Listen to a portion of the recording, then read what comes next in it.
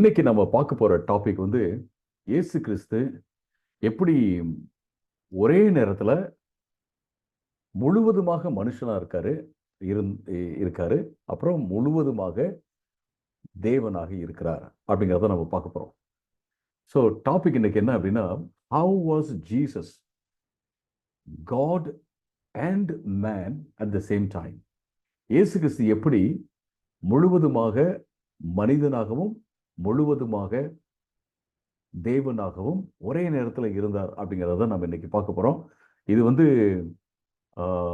கடினமான டாபிக் அப்படின்னு சொல்றத விட நம்முடைய நம்முடைய லாஜிக் படி, நம்முடைய தர்க்க ரீதியிலான அறிவின்படி புரிஞ்சுக்கிறது கொஞ்சம் கஷ்டமான ஒரு காரியம்தான்.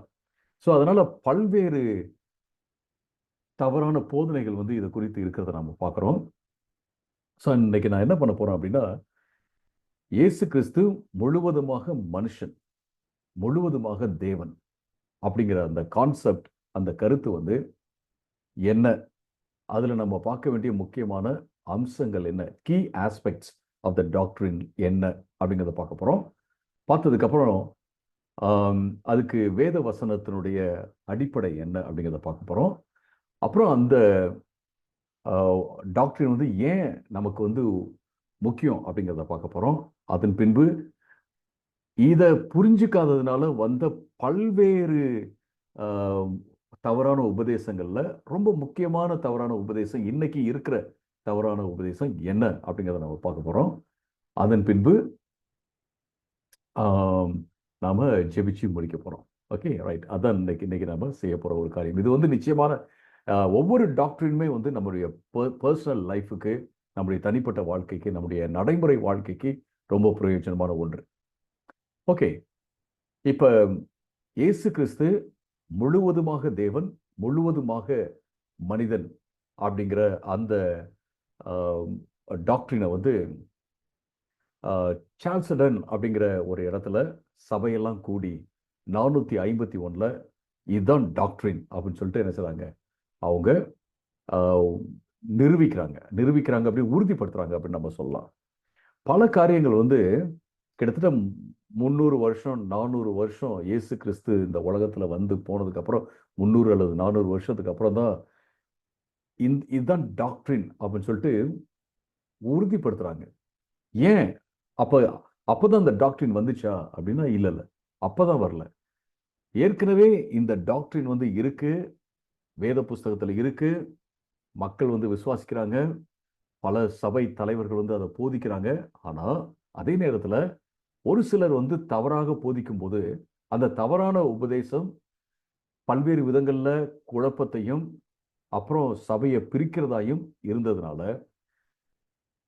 சால்சடான் அப்படிங்கிற இடத்துல என்ன செய்றாங்க, எல்லாம் கூடி இதுதான் உறுதியான ஒரு டாக்டரின், இதை நாம என்ன செய்யணும், எல்லா சபைகளும் ஏற்றுக்கொள்ளணும், இதுதான் டாக்டரின் சொல்லிட்டு உறுதிப்படுத்துவது தான் எனது நடந்துச்சு ஒழிய அந்த டாக்டரினை உருவாக்குவது அந்த இடத்துல நடக்கல அப்படிங்கிறத மனதிலே வைத்துக் கொள்ள வேண்டும். ஏன்னா நிறைய பேர் வந்து பேசுவாங்க, 400 வருஷத்துக்கு அப்புறம் தான் இந்த டாக்டரினை வந்துச்சுன்னு சொல்லி. அப்படிலாம் கிடையவே கிடையாது. உறுதிப்படுத்துவது வேற, உருவாக்குவது வேற அப்படிங்கிறத நம்ம புரிந்து கொள்ள வேண்டும் முதலாவதாக.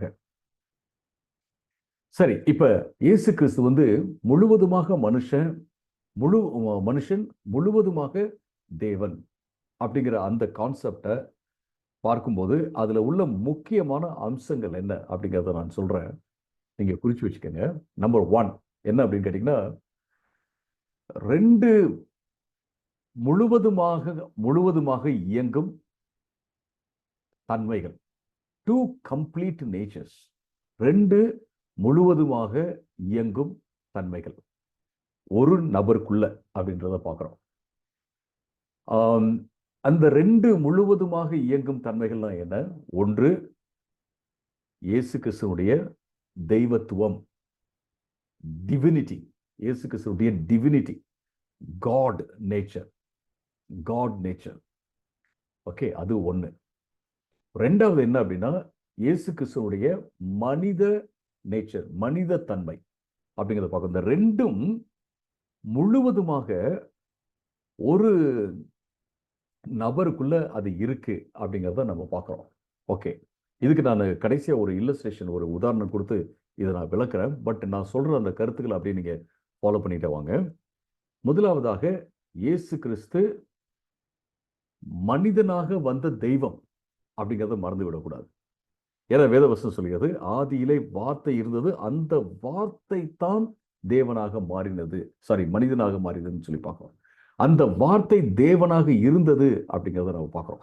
ஸோ அப்ப தேவனாக இருந்த வார்த்தை மனிதனாக மாம்சம் மாம்ச மாம்சத்தை எடுத்துக்கொண்டு மாம்சத்திலே அது வந்தது அப்படின்னு சொல்லிட்டு நம்ம யோவான் 1வது அதிகாரத்துல நம்ம பார்க்கிறோம். முக்கியமா 1வது வசனத்துல நம்ம பார்க்கிறோம்.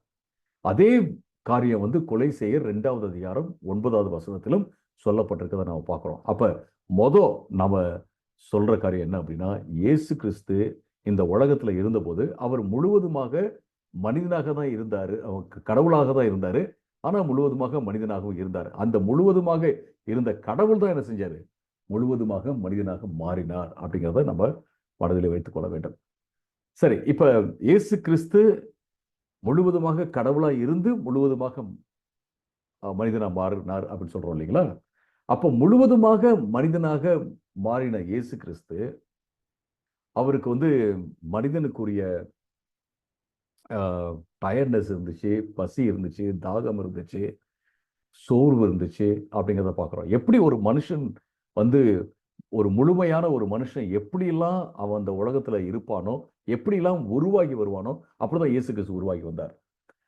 இயேசு கிறிஸ்து வந்து ஒரு ஒரு பெண்ணுடைய வயிற்றுல அவர் கருவாக உருவாகி வளர்ந்து பிறப்பிக்கப்பட்டு பின்பு வளர்ந்து அவர் ஒரு வாலிபனாக மாறினார். 30 வயசுல அவர் வந்து பொது ஊழியத்தை ஆரம்பிக்கிறாரு அப்படிங்கிறதெல்லாம் பார்க்கிறோம். உங்களுக்கு எனக்கு இருக்கிறது போலவே அவருக்கும் ஆவி இருந்தது, ஆத்துமா இருந்தது, சரீரம் இருந்தது. சரீரம் இருந்தது போல அவர் தோற்றத்தை கொண்டிருக்கவில்லை. அவர் உண்மையிலே சரீரம் உள்ளவராக இருந்தார் அப்படிங்கிறத நம்ம பார்க்கிறோம். நீங்க யோவான் 1வது அதிகாரம் 14வது வசனத்தை வாசிங்கன்னா, யோவான் 1வது அதிகாரம் 14வது வசனம் இப்படியாக சொல்கிறது, அந்த வார்த்தை மாம்சமாகி கிருபையினாலும் சத்தியத்தினாலும் நிறைந்தவராய் நமக்குள்ளே வாசம் பண்ணினார். நமக்குள்ளே அப்படின்னா நம்ம மத்தியில அவர் வாசம் பண்ணினார். அவருடைய மகிமையை கண்டோம், அது பிதாவுக்கு ஒரே பேரானவருடைய மகிமைக்கு ஏற்ற மகிமையாகவே இருந்தது. இந்த ஒரே பேரானவர் அப்படிங்கிறது என்ன அப்படின்னா, அதனுடைய ஆக்சுவல் அர்த்தம் என்ன அப்படின்னா, ஒரு தனித்துவமான பிதாவுடைய தனித்துவமான குமாரனுடைய மகிமைக்கு ஏற்ற மகிமையாக அது இருந்தது. எப்படி ஒரு ஒரு தேவகுமாரன், இன்னொரு விதத்தில் சொல்லப்போனா கடவுள், அந்த மகிமையோட அவர் வந்து இறங்கி வந்தாரு, ஒரு மனிதனாக வந்தார் அப்படின்னு சொல்லிட்டு இங்க சொல்றதை நான் பார்க்குறேன். இன்னொரு வசனத்தையும் நான் உங்களுக்காக வாசிக்கிறேன், ஏன்னா ஐ திங்க் அது ரொம்ப இம்பார்ட்டன்ட்.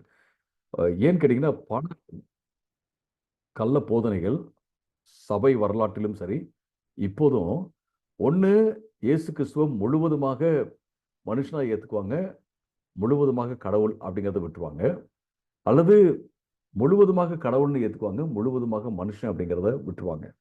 எபிரேயர் 2வது அதிகாரம் 17வது வசனம், எபிரேயர் 2:17 இப்படியாக வாசிக்கிறோம், அன்றியும் அவர் ஜனத்தின் பாவங்களை நிவர்த்தி செய்வதற்கு ஏதுவாக தேவ காரியங்களை குறித்து இரக்கமும் உண்மையும் உள்ள பிரதான ஆசாரியராய் இருக்கும்படிக்கு எவ்விதத்திலும் தம்முடைய சகோதரருக்கு ஒப்பாக வேண்டியதாய் இருந்தது. தம்முடைய சகோதரருக்கு ஒப்பாக, அதாவது தன்னோடு இருந்த அந்த மனிதர்களுக்கு ஒப்பாக, அப்படியே மனுஷனாகவே இந்த உலகத்துக்கு வர வேண்டியதாக இருந்துச்சு. ஏன்னா அப்பதான் அவர் வந்து உண்மையிலேயே ஒரு ஆசாரியனாக முடியும் அப்படின்னு சொல்லிட்டு சொல்றதை நம்ம பார்க்கிறோம். ஸோ முதல் பாயிண்ட் என்ன அப்படின்னு கேட்டீங்கன்னா, 2 கம்ப்ளீட் நேச்சர்ஸ், 2 முழுவதுமான தன்மைகள் இயேசு கிறிஸ்துவுக்குள்ள இருந்துச்சு, அந்த ஒரு நபருக்குள்ள இருந்துச்சு. ஒன்று வந்து தெய்வத்தன்மை முழுவதுமாக இருந்துச்சு, இன்னொன்று வந்து மனித தன்மை முழுவதுமாக இருந்துச்சு அப்படிங்கிறத நம்ம பார்க்குறோம். ஸோ இந்த ரெண்டும் ஒன்னோட ஒன்று பின்னி இருந்தது அப்படிங்கிறத நம்ம மறுக்கவே முடியாது. பட் 2 நபர்கள் அல்ல, 2 தன்மைகள். நல்லா எங்கேயாவது எழுதி வச்சுக்கோங்க, 2 நபர்கள் அல்ல, ஒரு நபர் தான், இயேசு கிறிஸ்து தான். ஆனால் 2 தன்மைகள் அவரோடு இருந்தது. அப்ப 2வது பாயிண்ட் என்னன்னா, யூனியன் இன் ஒன் பர்சன். ஒரு நபருக்குள்ள ஒரு ஒற்றுமை. ஒரு நபருக்குள்ள இருக்கிற ஒற்றுமை. என்ன ஒற்றுமை? 2 தன்மைகளும் ஒன்றாகி அந்த இடத்துல அவருக்குள்ள இருக்கிறது அப்படிங்கிறத நம்ம பார்க்கிறோம். ஸோ மறந்துடவே கூடாது. 2 தன்மைகள், ஒரு நபர். மறந்துடக்கூடாது. ஓகே. 2 வந்து ஒன்னோட வந்து கலந்து பிளண்ட் ஆகி எதுன்னே தெரியாம இருந்துச்சா? ஃபார் எக்ஸாம்பிள் நீங்க உப்பு எடுத்து தண்ணியில போடுறீங்க. அது என்ன செய்யுது? ஒன்னோட ஒண்ணு கலந்து உப்பு எது அப்படின்னு தேடினா நமக்கு தெரியாதா இல்லைல்ல? அந்த மாதிரி 2ம் கலந்து இருந்துச்சா? அப்படின்னா அப்படிலாம் கிடையாது. 2ம் கலந்திருக்கவில்லை. நாம மிக தெளிவாக பார்க்கும் வண்ணமாக இருந்தது அப்படிங்கிறத நாம பார்க்கிறோம். மிக தெளிவாக நாம பார்க்க முடிஞ்சிச்சு அப்படிங்கிறத பார்க்கிறோம். இயேசு கிறிஸ்து வந்து லாசருவ உயிரோட எழுப்பின போது 3 நாளைக்கு அப்புறம் உயிரோட எழுப்பினாரு. அப்புறம் பாவங்களை மன்னித்தாரு. அப்புறம் பார்த்தீங்கன்னா புயலை வந்து அடக்குனாரு. இவைகளெல்லாம் இயேசு கிறிஸ்து தெய்வ தன்மையோட அவர் செஞ்சார். அஃப்கோர்ஸ் அதாவது ஊழியக்காரவங்களும் என்ன செய்றாங்க, மாம்சத்துல அப்படின்னா மனுஷனா இருக்கிற ஊழியக்காரவங்களும் தேவனுடைய வல்லமையினால உயிரோட என்ன செய்றாங்க, கொண்டு வராங்க.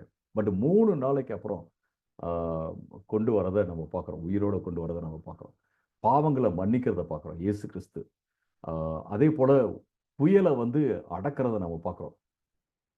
ஸோ மரணத்தின் மேல அதிகாரம், பாவத்தின் மேல அதிகாரம், அப்புறம் இயற்கை மேல அதிகாரம், இது எல்லாத்தையுமே இயேசு கிறிஸ்து ஒரு அதாவது ஒரு மனிதனாக தான் இருக்கிறாரு. ஆனா தேவனுக்கு உரிய அந்த அதிகாரத்தை யூஸ் பண்ணி தான் அவர் பண்றாரு அப்படிங்கிறத பார்க்கிறோம். இத பல வேளைகள்ல புரிஞ்சுக்காதவங்க என்ன சொல்லுவாங்கன்னா, இன்னைக்கு கூட இந்த மாதிரி பேசுறவங்க இருக்காங்க தமிழ்நாட்டுல. நீங்க ஏன் நீங்க வந்து உயிரோட எழுப்பக்கூடாது? நீங்க போற ஒவ்வொரு அடக்க ஆராதனையிலையும் அங்க இருக்கிறவங்கள உங்களுக்கு விசுவாசம் இருந்துச்சுன்னா நீங்க என்ன செய்யணும்? அவங்கள உயிரோட கொண்டு வரணும் தானே அப்படின்னு சொல்லி பேசுற ஊழியக்காரங்களாம் இருக்கிறாங்க. ஸோ ஆனா அவங்க போற அடக்க ஆராதனையில அவங்க உயிரோட கொண்டு வந்திருக்காங்களா அப்படின்னா கொண்டு வந்தது கிடையாது. ஸோ சில வேளைகள்ல அதாவது மரித்தவர்களை உயிரோட கொண்டு வந்திருக்காங்க. ஸ்மித் விகில்ஸ்வொர்த் அப்படிங்கிறவர் கிட்டத்தட்ட ஒரு 12 பேரை 14 பேரை கொண்டு வந்திருக்காரு. ரெயின்கார்ட் பாங்கி குருசேடுக்கு நான் ஒரு வீடியோ பார்த்தது ஞாபகம் இருக்கு. செத்தவங்கள ஹாஸ்பிட்டல்ல இருந்து அப்படியே நேராக கொண்டு வராங்க. ஸோ அங்கேருந்து அவர் கை கூட வச்சு ஜெபம் பண்ணல. அங்கேருந்து ப்ரேயர் பண்ண அந்த அந்த வல்லமை அவர் மேலே பட்டே அவர் உயிரோடு எழுந்ததை நம்ம பார்க்குறோம். ஸோ தேவனுடைய சக்தியில், தேவனுடைய வல்லமையில் ஒரு சில இடங்களில் நடக்குது. ஆனால் அசாதாரணமான ஒரு காரியம், 3 நாள் அழுகி போன 3 நாள்ல இருந்து 1 நாளுக்கு மேலே இருந்து அழுகி போன அந்த மாம்சத்தில் இருக்கிற ஒரு ஆளை வந்து ஆண்டவர் வந்து கொண்டு வராருன்னு சொல்லி நம்ம பார்க்குறோம். புயலை அடக்குறாரு, மன்னிப்பு கொடுக்குறாரு. இது தேவன் மட்டும் தான் செய்ய முடியும். சரி, இப்ப இயேசு கிறிஸ்து வந்து மனுஷனா தேவனாக இருந்தார், மனுஷனாக வந்தார். இப்ப நமக்காக மரித்து உயிரோடு எழுந்து என்ன செஞ்சாரு? பரமேறி விட்டார். இப்பயும் முழுவதும் தேவனாக முழுவதும் மனுஷனாக தான் இருக்கிறாரா அப்படின்னா நிச்சயமாக. இப்ப என்ன செய்யறாருன்னா அவர் முழுவதும் மனிதனாக இருக்கிறார், முழுவதும் என்ன செய்யறாரு? தேவனாக தான் இருக்கிறார். எப்படி வந்து அவர் உயிரோட அவர் எழுந்தாரோ, மரணத்திலிருந்து எழுந்தாரோ, எப்படி அவர் வந்து இயற்கைக்கு அப்பாற்பட்ட விதத்துல இயங்க முடிஞ்சிச்சோ, அதே போல அவர் இயற்கைக்கு அப்பாற்பட்ட விதத்துல இயங்குகிறார் கடவுளாக. அதே நேரத்தில் என்ன செய்யறாரு அப்படின்னா மனிதனாகவும் அவர் இருக்கிறார் அப்படின்னு சொல்லி நம்ம பார்க்குறோம், பைபிள்ல பார்க்குறோம். ஓகே, இப்போ ஒவ்வொன்றுக்கும் வேத ஆதாரங்களை நம்ம பார்க்கலாம். முக்கியமா நான் எதுக்கெல்லாம் நான் வேத ஆதாரம் சொல்லி அதுக்கு நம்ம பார்க்கலாம். முதல்ல நான் சொன்னது இயேசு கிறிஸ்து வந்து தேவனா இருக்கிறார். நான் ஏற்கனவே நான் சொல்லிட்டேன், வார்த்தை மாம்சமாக மாறினது, அந்த வார்த்தை தேவனாக இருந்தது, தேவனாக இருந்த வார்த்தை மாம்சமாக மாறினது அப்படிங்கிறத நம்ம பார்க்குறோம்.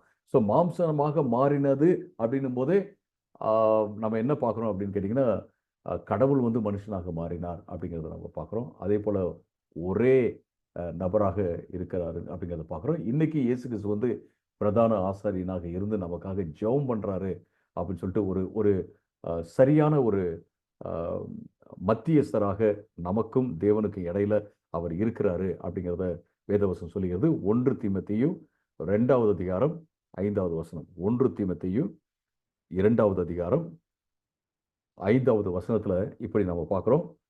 தேவன் ஒருவரே, தேவனுக்கும் மனுஷருக்கும் மத்தியஸ்தரும் ஒருவரே. அவர் யாரு? தேவன் ஒருவர் தான். தேவனுக்கும் மனுஷருக்கும் மத்தியில் இருக்கிற மத்தியஸ்தர் ஒருவர் தான். அவர் யாரு அப்படின்னா, எல்லாரையும் மீட்கும் பொருளாக தம்மை ஒப்பு கொடுத்த மனுஷனாகிய இயேசு கிறிஸ்து அவரே. இதற்குரிய சாட்சி ஏற்ற காலங்களில் விளங்கி வருகிறது. ஸோ இன்னைக்கு இயேசு கிறிஸ்து முழுவதும் மனுஷனாக அவர் என்ன செய்றார் அப்படின்னா, மனுஷனுக்கும் தேவனுக்கும் இடையில மத்தியஸ்தராக இருக்கிறார். வேற யாருமே மத்தியஸ்தர் கிடையாது. மரியாளோ அல்லது பவுலோ அல்லது பேதுருவோ மத்தியஸ்தர்லாம் கிடையாது. இயேசு மத்தியஸ்தராக இருக்கிறார். அவர் மத்தியஸ்தராக இருக்கிறதுக்கு அவருக்கு அதிகாரம் இருக்கிறது. ஏன் அப்படின்னா, அவர் தேவனாக இருந்து அவர் முழுவதுமாக மனிதனாக வந்தார். முழுவதுமாக மனிதனாக இருந்தபோது முழுவதுமாக தேவனாக இருந்தார். அப்படின்னா இப்ப முழுவதுமாக மனிதனாக முழுவதுமாக தேவனாக இருக்கிற இயேசு என்ன செய்றார்னா, அவர் நமக்காக மத்தியஸ்தராக இருக்கிறார் அப்படின்னு சொல்லி நான் பார்க்குறோம். நான் ரிப்பீட் பண்றதுனால இன்னும் ரிப்பீட் பண்றது குழப்பமா இருக்கு அப்படின்னு நினச்சிக்காதீங்க. நான் ஏன் ரிப்பீட் பண்றேன் அப்படின்னா, இது பதிய வேண்டும் என்பதற்காக தான் நான் ரிப்பீட் பண்றேன். சரி, இந்த டாக்ட்ரின் அப்படிங்கிறது நமக்கு ரொம்ப இம்பார்ட்டண்ட்டானதா? இதை நம்ம இப்படி புரிஞ்சுக்கிறது ரொம்ப ரொம்ப முக்கியமானதா அப்படின்னு கேட்டோம்னா, நிச்சயமா முக்கியமானது தான். ஏன் முக்கியமானது? நம்பர் 1, இயேசு கிறிஸ்து முழுவதுமாக மனிதனாக இல்லை அப்படின்னு சொல்றாங்கன்னு வச்சுக்கோங்களேன். அப்ப இயேசு கிறிஸ்து நமக்காக பலியாக சிலுவையில மரித்த போது யார் மரித்தாங்க? கடவுள் மரித்தாரா அல்லது மனிதன் மரித்தாரா அப்படின்ற ஒரு கேள்வி வருது. அது ஒரு கேள்வி.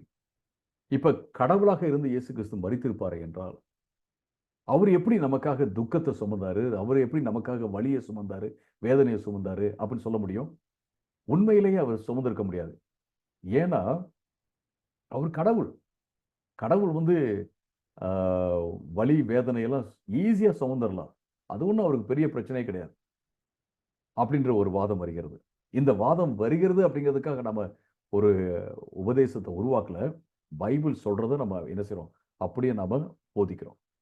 ஓகே, இயேசு கிறிஸ்து நம்மை மீட்பதற்காக அவர் என்ன செஞ்சார்னா, முழுவதுமாக மனிதனாக மாற வேண்டியது இருந்தது. அதாவது தேவன் முழுவதுமாக இந்த உலகத்துல வர வேண்டியது இருந்துச்சு. அது மட்டுமல்ல, அவர் அவர் முழுவதுமாக மனிதனாக இருந்து அவர் அந்த வேதனையை, சிலுவை வேதனையை முழுவதுமாக அனுபவிக்க வேண்டியதாக இருந்தது. அப்படி அனுபவிச்சு தான் அவர் என்ன செஞ்சார்னா, உங்களுக்காகவும் எனக்காகவும் நமக்காக நம்ம எல்லோருக்காகவும் அவர் மரித்தார் அப்படிங்கிறத நம்ம பார்க்கிறோம். அதை மறந்துடக்கூடாது. இது ரொம்ப முக்கியமான ஒரு காரியம். நீங்க எபிரேயர் 9:14 எடுத்துக்கிட்டீங்கன்னா, எபிரேயர் 9வது அதிகாரம் 14வது வசனத்துல, நித்திய ஆவியினாலே தம்மை தாமே பழுதற்ற பலியாக தேவனுக்கு ஒப்பு கொடுத்த கிறிஸ்துவனுடைய இரத்தம் ஜீவனுள்ள தேவனுக்கு ஊழியம் செய்வதற்கு உங்கள் மனசாட்சியை செத்த கிரியையில் அற சுத்திகரிப்பது எவ்வளவு நிச்சயம். தம்மை தாமே பழுதற்ற பலியாக தேவனுக்கு ஒப்பு கொடுத்த கிறிஸ்துவனுடைய இரத்தம் ஜீவனுள்ள தேவனுக்கு. தேவனுக்கு என்ன செய்யறாருன்னா, தன்னையே பலியாக இயேசு கிறிஸ்து ஒப்பு கொடுத்தாரு அப்படின்னு சொல்லிட்டு நம்ம பார்க்கிறோம். ஸோ இந்த பலியை தன்னை கொடுக்கிறதுக்கு அவர் முழுவதுமாக மனிதனாக இருக்க வேண்டும். அடுத்தது, இந்த டாக்டரின் நமக்கு எப்படி உபயோகம், இதை புரிஞ்சுக்கிட்டா நமக்கு என்ன நன்மை அப்படின்னு கேட்டீங்கன்னா, இயேசு கிறிஸ்து நமக்கும் தேவனுக்கு இடையில மத்தியஸ்தர் அப்படிங்கிறத நம்ம முழுவதுமா புரிஞ்சுக்க முடியும். நான் இப்பதான் வாசிச்சேன். இயேசு கிறிஸ்து தேவனாக இருந்து மனிதனாக வந்ததுனால, நமக்காக மரித்ததுனால, அவர்தான் பெர்ஃபெக்டான மீடியேட்டர். அவர்தான் தேவனுக்கும் மனுஷனுக்கும் இடையில ஒரு பெர்ஃபெக்டான ஒரு சரியான மத்தியஸ்தர் அப்படிங்கிறத 1 தீமோத்தேயு 2:5 சொல்லுகிறது என்று சொல்லி நான் வாசிச்சு காமிச்சேன்.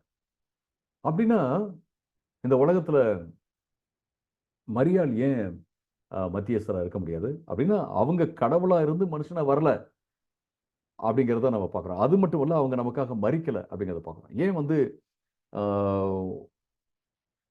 அப்போஸ்தலர்ல ஒருத்தர் இருக்க முடியாது? Same thing. அவங்க கடவுளா இருந்து மனுஷனா வரல, அவங்க நமக்காக மரிக்கல. ஏன் ஒரு பாஸ்டரோ அல்லது ஒரு ஒரு சுவிசேஷகரோ அது வேற எந்த ஊழியக்காரரோ உங்களுக்காக எனக்காக நமக்காக அவர் மத்தியஸ்தராக இருக்க முடியாது அப்படின்னா, அவர் தேவனாக இருந்து இந்த உலகத்துக்கு மனுஷனா வரல, அவர் நமக்காக மரிக்கல அப்படின்னு சொல்லிட்டு நம்ம பார்க்கிறோம். ஸோ இது ரொம்ப ரொம்ப முக்கியமான ஒரு காரியம். நமக்காக தேவனே இந்த உலகத்துல மனுஷனா வந்ததுனால, அவர் நமக்காக மரித்ததுனால, அவர் நம்ம சரியா புரிஞ்சுக்கிறார். ஏன்னா அவரும் நம்மை போல சோதிக்கப்பட்டார் அப்படின்னு சொல்லிட்டு வேத வசனம் சொல்றத நம்ம பார்க்கிறோம். ஸோ இது ரொம்ப ரொம்ப முக்கியமான ஒரு காரியம். அடுத்தது ஏன் இந்த டாக்டரின் நமக்கு வந்து ரொம்ப முக்கியம், இந்த உபதேசம் நமக்கு ஏன் ரொம்ப முக்கியம் அப்படின்னு பார்த்தோம்னா, இது வந்து தேவன் தன்னை தனிப்பட்ட விதத்துல வெளிப்படுத்துவதற்காக அவர் எடுத்த முயற்சியை காண்பிக்கிறது. அதாவது வேத வசனத்தில் வாசிக்கிறோம். இப்பதான் நான் உங்களுக்காக நான் வாசிச்சேன். அப்போஸ்தலர் யோவான் 1:14 வார்த்தை வந்து நம்முடைய மத்தியில வந்து வசித்தது, வாழ்ந்தது அப்படின்றத பார்க்கிறோம். யோவான் 14வது வசனம் அதிகாரம் யோவான் 14வது அதிகாரம் 9வது வசனத்துல பார்த்தீங்கன்னா, அதற்கு இயேசு பிலிப்புவே, இவ்வளவு காலம் நான் உங்களுடனே கூட இருந்தும் நீ என்னை அறியவில்லையா? என்னை கண்டவன் பிதாவை கண்டான். அப்படி இருக்க பிதாவை எனக்கு காண்பியும் என்று நீ எப்படி சொல்கிறாய் அப்படின்னு கேட்கிறார்.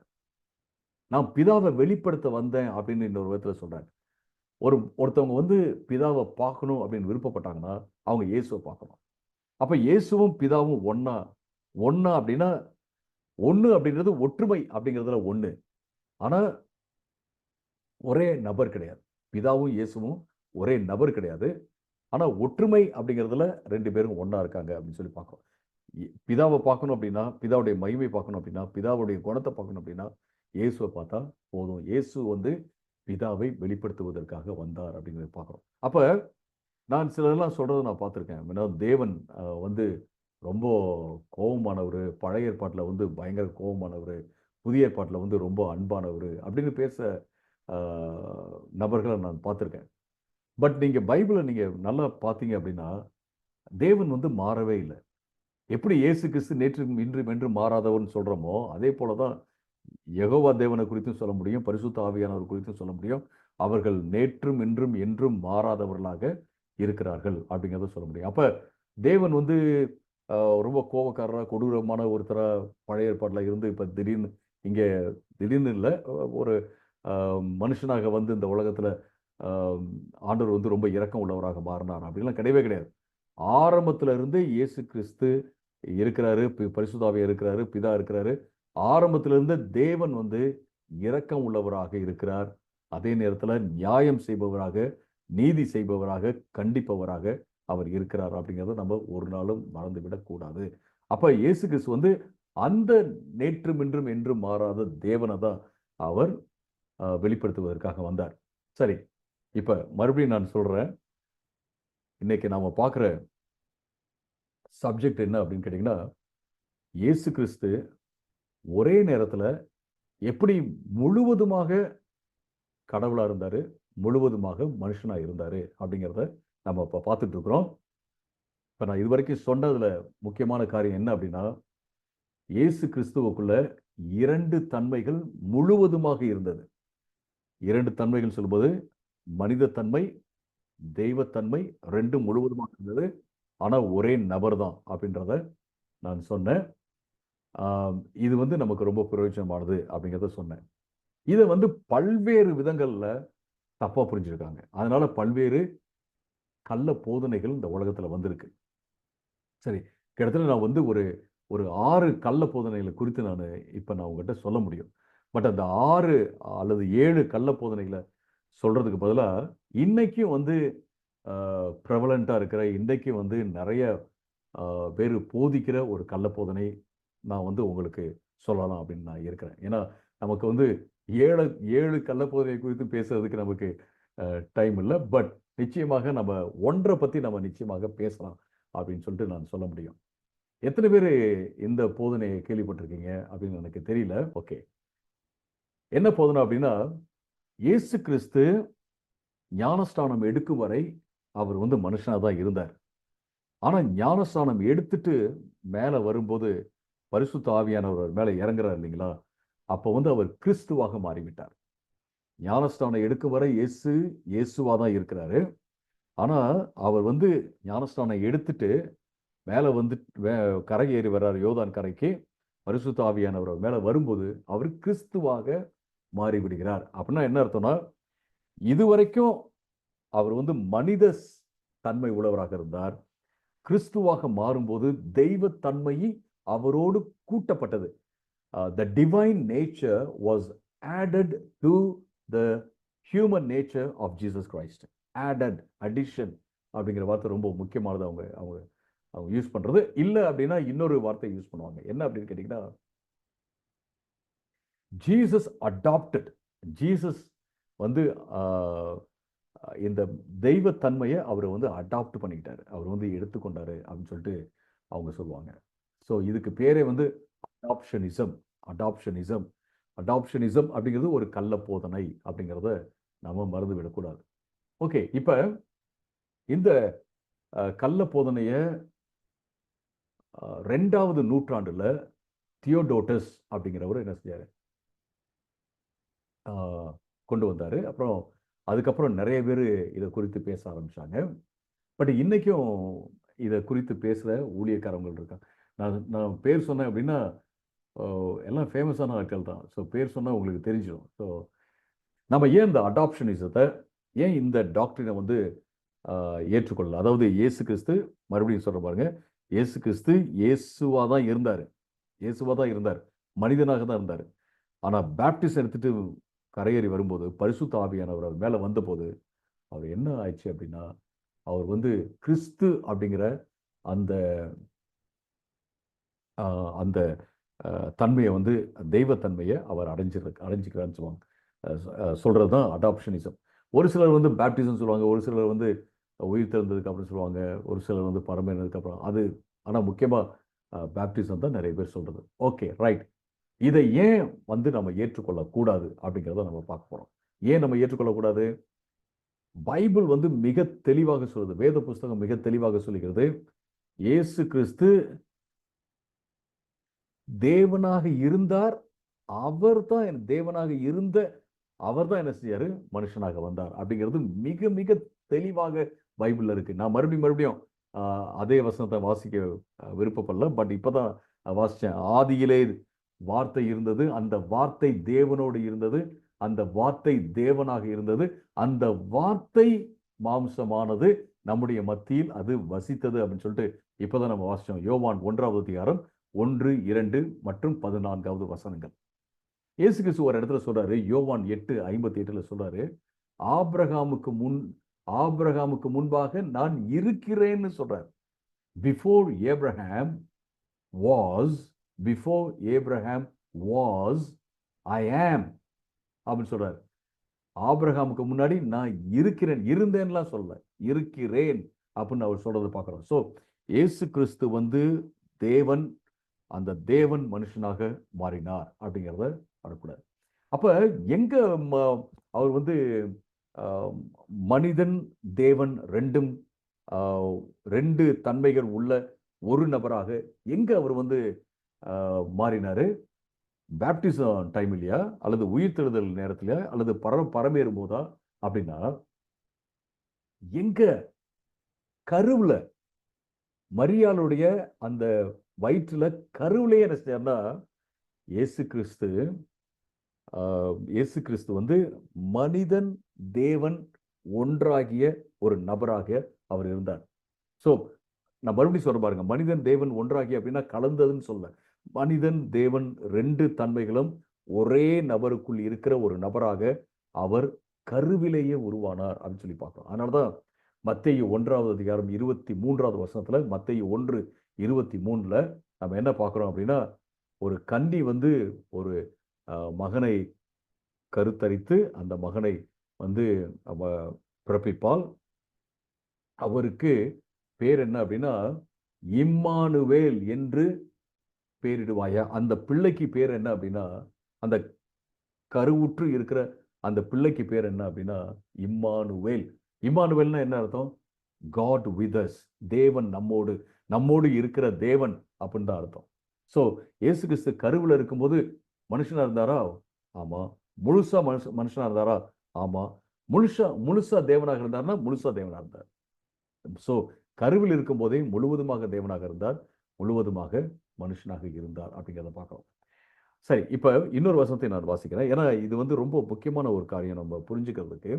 லூக்கா 1வது அதிகாரம் 35வது வசனம். லூக்கா 1:35 நம்ம இப்படி பார்க்கிறோம். தேவதூதன் அவளுக்கு பிரதியுத்தரமாக, அதாவது மரியாளை பார்த்து நீ வந்து ஒரு பிள்ளையை பெற்றாடு இருப்பாய் அப்படின்னு சொன்ன மரியாள் சொல்றாங்க. 34வது வசனத்துல மரியாள் தேவனை நோக்கி, இது எப்படி ஆகும்? புருஷனை அறியேனே அப்படின்னு சொல்றாங்க. சொன்ன உடனே தேவதூதன் வந்து மரியாளை பார்த்து சொல்றாங்க, பரிசுத்த ஆவி உன்மேல் வரும், உன்னதமானவருடைய பலம் உன்மேல் நிழலிடும், ஆதலால் உன்னிடத்தில் பிறக்கும் பரிசுத்தம் உள்ளது தேவனுடைய குமாரன் எனப்படும். பாருங்க, அங்கே தேவனுடைய குமாரன் அப்படிங்கிற வார்த்தை உபயோகப்படுத்தப்பட்டு விட்டது. சன் ஆஃப் காட் அப்படிங்கிற வார்த்தை பயன்படுத்தப்பட்டு விட்டது. இயேசு கிறிஸ்து வந்து தன்னை தேவனுடைய குமாரன் ஒரு கட்டத்தில் சொல்லும்போது அங்க உள்ள பரிசேயர்கள்லாம் நல்லா புரிஞ்சுக்கிட்டாங்க. என்ன புரிஞ்சுக்கிட்டாங்கன்னா, ஓ, இயேசு வந்து தன்னை தேவன்னு சொல்றான்னு சொல்லிட்டு தேவ தூஷணம் சொல்றாரு, இயேசு கிறிஸ்து தேவ தூஷணம் சொல்றான்னு சொல்லிட்டு அவங்க புரிஞ்சுக்கிட்டாங்க. அப்படிதான் அவங்க விளங்கிக்கிட்டாங்க. ஏன்னா இயேசு தன்னை வந்து தேவனுடைய குமாரன் என்று சொல்வதன் மூலமாக நானும் தேவனும் ஒண்ணு, நான் தேவன் என்பதை அவர் சொன்னார். இந்த தேவனுடைய குமாரன் வந்து தேவன், மேசியா அப்படிங்கிற அந்த கான்செப்ட் வந்து தானியேல் 7வது அதிகாரத்திலிருந்து வருது. நான் அதுக்குள்ள நான் போகல. பட் இயேசு கிறிஸ்து கருவிலேயே அவர் முழுவதுமாக மனுஷனா இருந்தாரு, முழுவதுமாக தேவனாக இருந்தார் அப்படிங்கிறத நான் பார்க்கிறோம். அது மட்டுமல்ல, மூன்றாவதாக நம்ம எங்க என்ன பார்க்கிறோம் அப்படின்னு கேட்டீங்கன்னா, இயேசு கிறிஸ்து யோர்தான்ல ஞானஸ்நானம் எடுத்துட்டு மேல வரும்போது, இவர் என்னுடைய நேசகுமாரன், இவரில் பிரியமாய் இருக்கிறேன் அப்படின்னு சொல்லிட்டு மத்தேயு 3வது அதிகாரம் 16லிருந்து 17 வரைக்கும் சொல்லும்போது, அங்கதான் வந்து இயேசு கிறிஸ்து தேவனுடைய குமாரனாக மாறல. இது ரொம்ப முக்கியமான ஒரு காரியம். அங்க தேவனுடைய குமாரனாக மாறினார் அப்படின்னு சொல்லுவாங்க. இல்ல, ஏற்கனவே தேவனுடைய குமாரன். இப்பதான் நான் வாசிச்சேன் உங்களுக்கு இல்லைங்களா? லூக்கா 1வது அதிகாரம் 35ல தேவதூதன் சொல்றாரு, உன்னிடத்துல பிறக்கிறது என்னது? தேவனுடைய குமாரன் அப்படின்னு சொல்றத பார்க்கணும். தேவனுடைய குமாரன் தான் உன்னுடைய வயிற்றுல வந்து உருவாகிறாரு அப்படின்னு சொல்றத பார்க்கிறோம். கடவுள் தான் உன் வயிற்றுல உருவாகிறாரு அப்படின்னு சொல்றாரு. இன்னொரு விதத்துல சொல்ல போனா, அப்ப நீ ஏன் நேசகுமாரன் சொல்லிட்டு யோர்தான் நதியில ஞானஸ்நானம் எடுத்துட்டு இயேசு வரும்போது பிதா சொல்ற காரியம், அப்பதான் இயேசு கிறிஸ்து வந்து தேவனுடைய குமாரனா மாறினாரு அப்படிங்கிறதுக்கு அர்த்தம் இல்ல. ஏற்கனவே தேவனுடைய குமாரனாக அவர் இருக்கிறாரு, அவருடைய நேசகுமாரனாக இருக்கிறார் அப்படிங்கிறத உறக்க சொல்லும் ஒரு காரியம், அல்லது இன்னும் வெளிப்படுத்தும் ஒரு காரியம், டெக்ளேர் பண்ணும் ஒரு காரியம் அப்படின்னு தான் நம்ம எடுத்துக்கொள்ளணுமே ஒழிய, அப்பதான் அவர் மாறினாரு அப்படின்லாம் சொல்லக்கூடாது அப்படிங்கிறத பார்க்கிறோம். ஸோ இதை நம்ம புரிஞ்சுக்கிறது ரொம்ப ரொம்ப முக்கியமான ஒரு காரியம். அதனால நம்ம இந்த அடாப்ஷனிசம் அப்படிங்கிற அந்த கான்செப்ட் இருக்குல்ல, இயேசு கிறிஸ்து வந்து யோர்தான் நதி கரையில தான் அவர் வந்து கடவுளாக மாறினார் அப்படிங்கிறத வந்து நாம என்ன செய்யறோம்? 100% நாம அதை நிராகரிக்கிறோம். இதை யாரு பிரசங்கம் பண்ணாலும் சரி, இதை வந்து நம்ம நிராகரிக்கிறோம். அப்படி நம்ம நிராகரிக்காம போனோம்னு வச்சுங்களேன், அது வழியாவே நம்ம போனோம் அப்படின்னம்னா டெஃபினெட்லி நம்ம ஒரு தவறான போதனை தான் இருக்கு. இதுல வந்து நிறைய பிரச்சனைகள் வருவதற்கு வாய்ப்பு இருக்கு. அது மட்டுமல்ல, ஒரு காரியத்தை நான் சொல்றேன். அன்றைக்கு சபை வரலாறுல வந்த பல்வேறு தவறான போதனைகள் இன்றைக்கும் மறுரூபம் எடுத்து இன்னொரு விதத்துல பேக்கேஜ் பண்ணப்பட்டு வர்றதை நம்ம பார்க்குறோம். அதுல ஒண்ணுதான் இந்த அடாப்ஷனிசம் அப்படிங்கிறது. பெரிய ஒரு சில பெரியன்னு சொல்ல மாட்டேன், ஃபேமஸான ஊழியக்காரவங்க, எல்லாமே இல்லை, எல்லாமேன்னு சொல்லக்கூடாது, ஒரு ஃபேமஸான ஊழியக்காரவங்க ஒரு ஒரு 3 பேர் கிட்ட அவங்க என்ன சொல்றாங்க, இப்படிதான் பிரசங்கம் பண்றதை நான் கேட்டிருக்கிறேன். ஸோ அதனால தான் நான் இதை வந்து சொல்லணும் அப்படின்னு நான் விருப்பப்படுறேன். ஓகே, இப்போ நமக்கெல்லாம் ஒரு கேள்வி வரும்.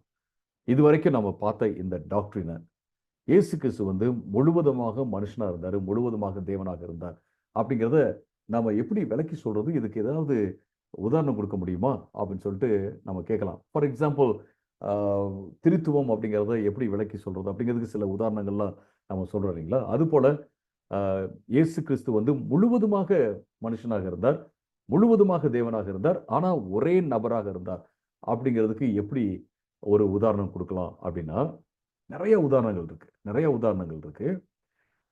அதுல ஒரு ஒரு உதாரணத்தை மட்டும் நான் உங்களுக்கு சொல்றேன். ரொம்ப ஃபேமஸான உதாரணம். இதை வந்து நீங்க பயன்படுத்தலாம் அப்படிங்கிறதுக்காக நான் சொல்றேன். மூணு மூணு கால் ஓட்டம் நீங்க பார்த்துருப்பீங்க. 2 நபர் என்ன செய்றாங்கன்னா, ஒவ்வொருத்தவங்களும் ஒவ்வொரு காலை எடுத்து ஒன்னோட ஒண்ணு கட்டிக்கிறாங்க.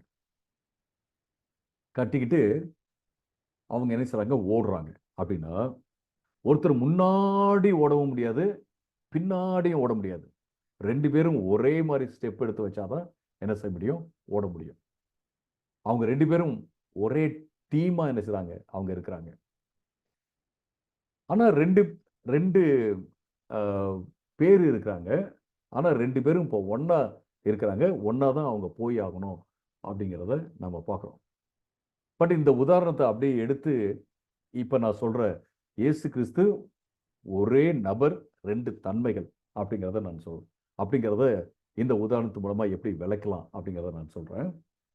எப்படி விளக்கலாம் அப்படின்னு கேட்டீங்கன்னா, இந்த 3 காலு ஓட்டத்துல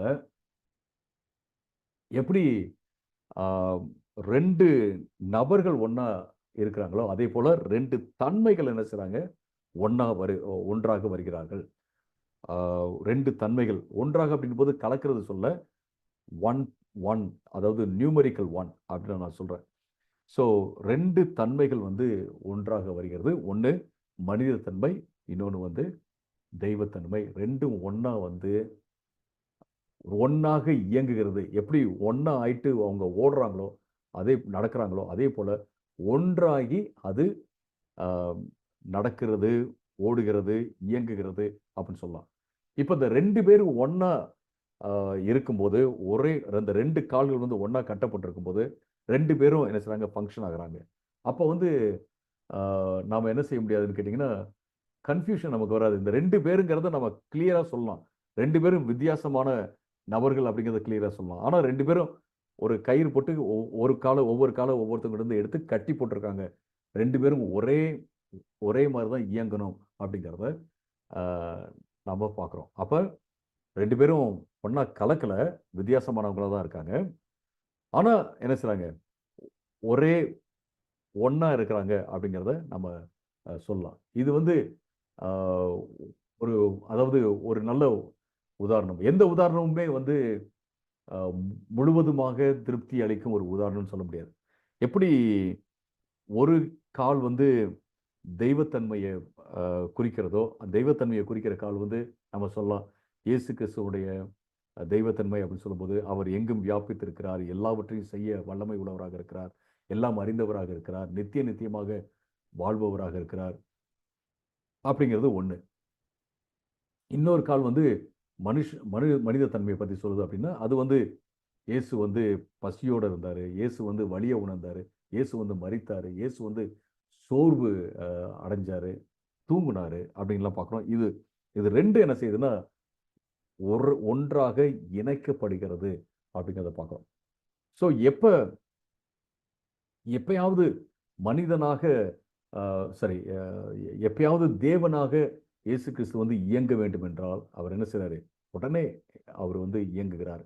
அப்ப அ யாரு வந்து காலை எடுத்து வச்சு போறாங்க அப்படின்னா, அந்த ஒரு இயேசு கிறிஸ்து இந்த உலகத்துல மனுஷனாக இருந்த காலங்கள்ல அந்த மனித தன்மை தான் என்ன செய்யுது? லீடு பண்ணி போயிட்டு இருக்கு. அதாவது வழிநடத்தி போயிட்டு இருக்கு.